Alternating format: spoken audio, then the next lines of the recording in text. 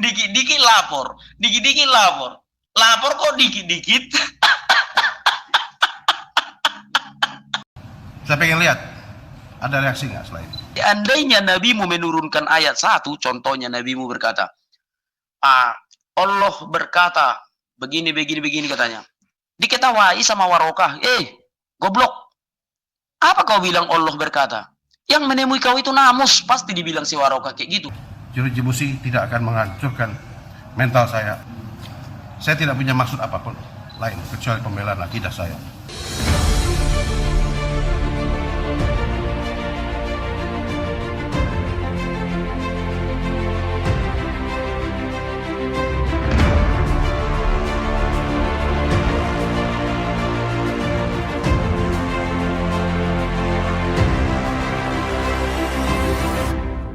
Assalamualaikum warahmatullahi wabarakatuh, sahabat semuanya. Jumpa lagi kita ya.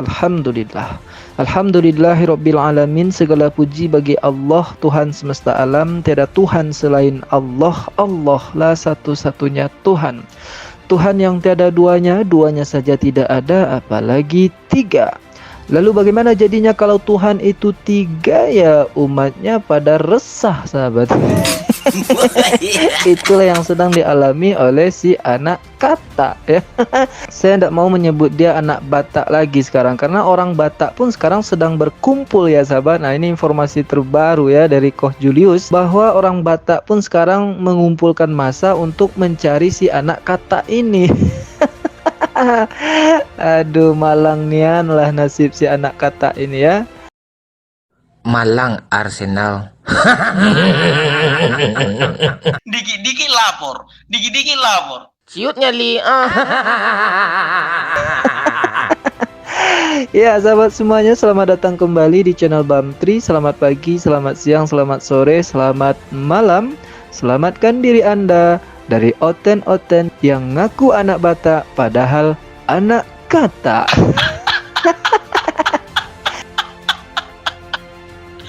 Hati tersiksa tapi mulut ketawa juga kan.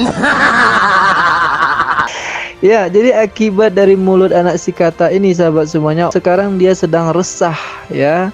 Resah aja bawaannya sekarang. Udah resah aja bawaannya kan. Kasihan si Joper.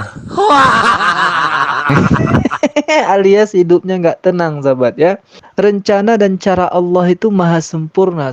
Jadi bagaimanapun orang menjelekkan, menghina, menista Allah, ya akhirnya orang itu sendiri yang dihina dan dinista sahabat ya. Tidak hanya oleh kita umat Islam, tapi juga kawan-kawannya sendiri gitu.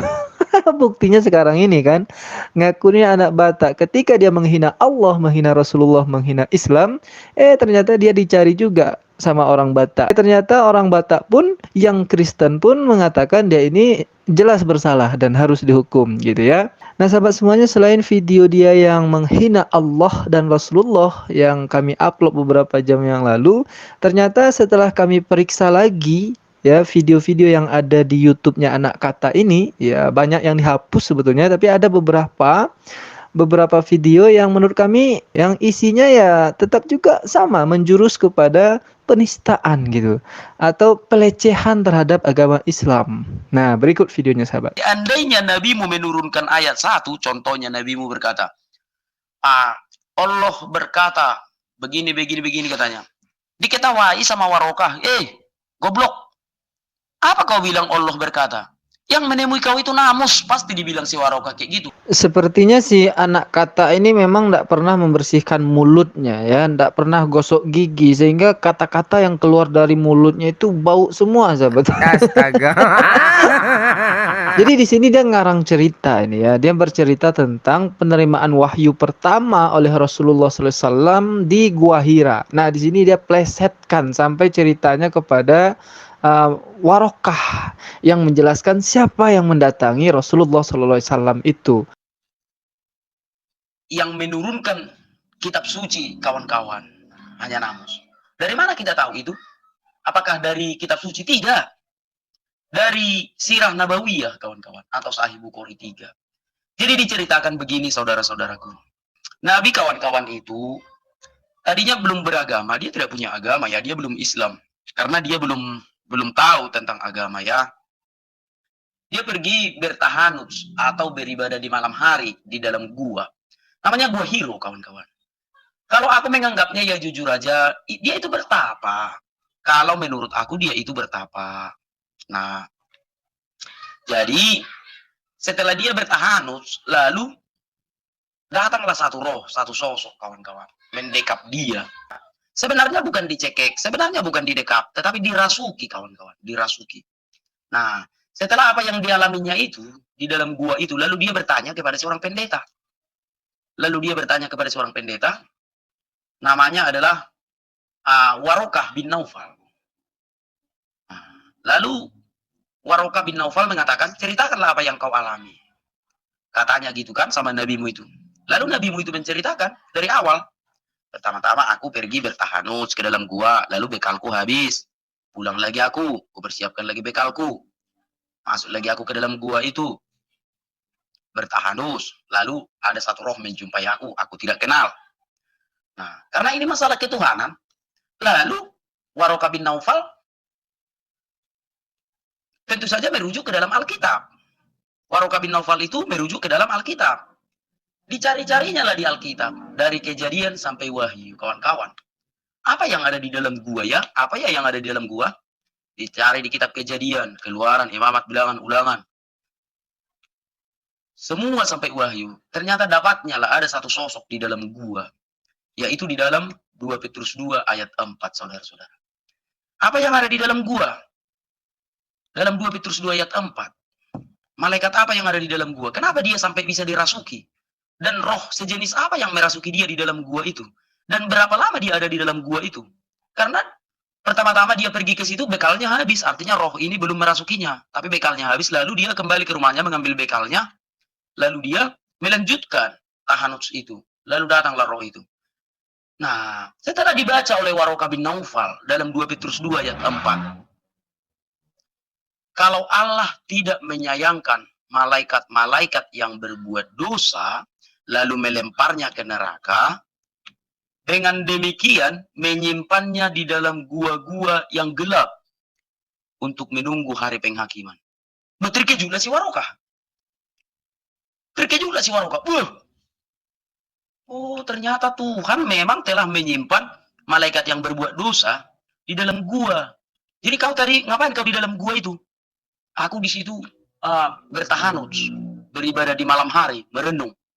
Oh, berapa lama kau di situ? Adalah beberapa waktu karena pernah aku persiapkan bekalku. Bertahanut aku di situ, belum datang dia. Tiba-tiba setelah aku kembali lagi ke rumah mempersiapkan bekal, lalu aku melanjutkan tahanut, baru datanglah dia. Dirasukinya aku, didekap aku katanya. Lalu datanglah Warokah bin Naufal. Ini namus. Enggak usah pada baper-baper, kawan-kawan. Itulah yang tertulis di kitab itu. Ini namus. Nah, inilah asumsi liar dari si mulut kotor ini ya. Saya panggilnya anak kotor saja kan. Mulutnya itu kotor sekali, sahabat. Menafsirkan seenak udelnya dia tentang hadis sahih yang menjelaskan tentang penerimaan wahyu pertama oleh Rasulullah di Gua Hira itu. Nah, sebetulnya pemahaman ini atau tafsir tentang hadis ini umat Islam sudah pada tahu ya. Sudah pada tahu dan sudah pada jelas semua. Kristen pun banyak yang paham dengan cerita ini, kecuali Oten ya. Tapi kalau Oten ya kayak tadi itulah. Maka untuk menguatkan kembali akidah kita tentang cerita ini, saya mengacu kepada apa yang disampaikan oleh pakar tafsir Prof. Quraisy Shihab dalam buku membaca sirah Nabi Muhammad SAW, bahwa di sana beliau menceritakan ketika Sayyidah Khadijah menguatkan Rasulullah SAW, ya, Khadijah berkata kepada Rasulullah, "Kalla, wallahi la yukhzikallahu abadan. Innaka lahthila ar-rahima wa tahmilal kulla wa taksiba al-ma'duma wa tukri ad-daifa fatu'inu ala nawaiba al-haqqi." Kata Khadijah kepada Rasulullah, tidak, kalla, tidak, demi Allah, wallahi, demi Allah, dia sekali-kali tidak mencemooh engkau. Bagaimana mungkin dia mencemooh engkau, padahal engkau bersilaturahim, Engkau memikul beban yang lemah, membantu yang tidak berpunya, menjamu tamu, dan menolong siapa yang dalam kesulitan atas jalan yang benar. Ini kata Khadijah kepada Rasulullah SAW. Dan Rasulullah SAW masih merasa takut. Oleh karena itu Sayyidah Khadijah kemudian mengajak Nabi Muhammad SAW bertemu dengan paman beliau. Ya, betul, namanya adalah Waraqah bin Naufal. Dan di sana Rasulullah SAW diminta untuk menceritakan pengalamannya itu di Gua Hira tadi. Nah, usai mendengar apa yang disampaikan oleh Rasulullah SAW, nah ceritanya jelas tidak seperti yang disampaikan oleh si anak mulut kotor tadi ya. Nah, usai mendengarkan itu, Waraqah lalu berkata, "Walladzi nafsi biyadihi innaka lanabiyyun hadhihi al-ummati wa laqad ja'aka an-namusu al-akbaru alladzi ja'a Musa wa inna qaumaka sayukadzibunaka wa yu'zunaka wa yukhrijunaka wa yuqatilunaka." Apa kata Warqah bin Naufal? "Demi Tuhan yang jiwaku berada dalam genggamannya, sungguh engkau adalah nabi umat ini. Telah datang kepadamu an-namus. Walaqad ja'aka an-namusu, telah datang kepadamu an-namus." Apa arti an-namus di sini? Maka dalam tafsirnya Prof. Quraisy Shihab itu adalah wahyu, dan juga bisa diartikan malaikat Jibril, atau dalam bahasa Yunaninya itu adalah nomos, yang artinya secara literal adalah kebajikan atau suci gitu. Makanya para pakar tafsir tentu mereka merujuk kepada berbagai literatur ya. Salah satunya adalah bahasa Yunani, nomos, yang artinya kebajikan atau suci. Dan siapa lagi yang suci kalau bukan malaikat? Dan Waraqah bin Naufal pun sendiri ketika belum mendengarkan cerita Rasulullah SAW pulang dari Gua Hira itu mendapatkan wahyu. Apa kata Waraqah? Kudus, kudus, kudus, yang suci, yang suci, yang suci. Baru kemudian dia melanjutkan, Waraqah ini melanjutkan dengan kalimat yang tadi, demi Tuhan yang menguasai jiwaku, bahwa yang mendatangi Rasulullah itu adalah namus. Seperti dulu juga disampaikan oleh Bang Zuma, akhi Zulkifli Abbas, bahwa an-namusu atau namus di sini adalah malaikat Jibril. Atau dalam tafsirnya Prof. Quraisy Shihab, wahyu atau malaikat Jibril. Yang dulu juga pernah datang kepada Nabi Musa. Lanjut Waraqah. Sungguh kaummu akan mendustakanmu, mengganggumu, mengusirmu, dan memerangi kamu. Apa yang disampaikan oleh Waraqah ini terbukti kan, bahwa Rasulullah SAW ini diganggu oleh orang kafir, oleh orang-orang yang mulutnya kotor sama seperti anak kotor ini. Mengusirnya, betul, Rasulullah diusir dari negerinya, dan memerangi Rasulullah, betul juga. Jadi tidak ada yang salah, tidak ada yang salah dari apa yang disampaikan oleh Waraqah, semua terbukti. Artinya an-namusu atau wahyu atau malaikat Jibril yang dikatakan oleh Waraqah itu juga benar. Cerita Rasulullah diusir, didustakan, diganggu, diperangi, ini mereka tutup mata. Tapi ketika an-namusu, kata an-namusu ini mereka plesetkan. Ini tidak benar malaikat katanya. An-namusu itu tidak benar malaikat. Tadi kan dalam tafsirnya dibawakan dalam Petrus ya. Nanti kita jelaskan juga lah. Jadi mereka menafsirkan yang menemui Rasulullah di gua itu adalah iblis. Ya. Lalu bagaimana dengan kalimat Waraqah tadi yang mengatakan yang dulu juga pernah datang kepada Nabi Musa. Nah, mereka ini juga tutupi lagi. Ini namanya kafir itu ya. Kafir itu memang suka menutupi kebenaran, sahabat. Lalu bagaimana dengan sosok yang juga sama mendatangi Nabi Musa? Apakah itu juga malaikat jahat atau iblis yang mereka katakan ini? Akan tidak. Anak kotor tidak paham ini. Dia bisanya hanya memplesetkan cerita. Nah, inilah salah satu kalimat yang juga bisa menyeret dia untuk bertemu dengan Bapak Napoleon Bonaparte ya. Jadi begitu sahabat ceritanya ya. Panjang sekali hadis itu. Tapi ya setidaknya saya sudah membantah apa yang sudah diceritakan oleh si anak mulut kotor ini ya dengan asumsi liarnya. Nah, lalu mengenai Petrus tadi sahabat ya. Ini yang selalu mereka kait-kaitkan dengan hadis Bukhari nomor 3 tadi ya. Benarkah Nabi Muhammad itu menerima wahyu iblis menurut Alkitab? Tentu tidak, ini adalah hanya tuduhan ya. Tuduhan mengenai Rasulullah menerima wahyu iblis Goa Hira. Ini yang selalu mereka katakan, bahwa Rasulullah itu menerima wahyu iblis Goa Hira. Nah, lalu ayat yang menjadi dasar tuduhannya itu adalah 2 Petrus 2 pasal 4 tadi ya. Sebab jikalau Allah, kata mereka, tidak menyayangkan malaikat-malaikat yang berbuat dosa, tapi melemparkan mereka ke dalam neraka, dan dengan demikian menyerahkannya ke dalam gua-gua yang gelap untuk menyimpan mereka sampai hari penghakiman. Nah, coba kita perhatikan penggalan ayat ini, sahabat ya.